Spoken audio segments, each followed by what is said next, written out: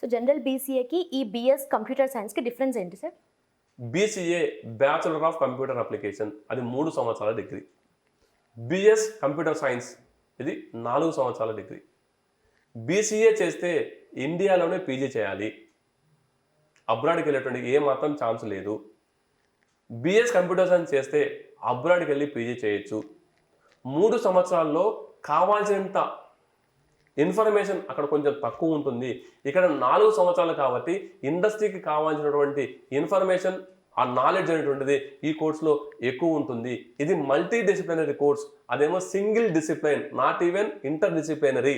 ఇది multi disciplinary, అది single discipline. So single discipline అంటే నాలెడ్జ్ మినిమంగా ఉంటుంది, మల్టీ డిసిప్లినరీ అంటే నాలెడ్జ్ కొంచెం ఎక్కువ ఉంటుంది. ఇదే బీసీఏకి బిఎస్ కంప్యూటర్ సైన్స్కి ఉన్నటువంటి వ్యత్యాసం.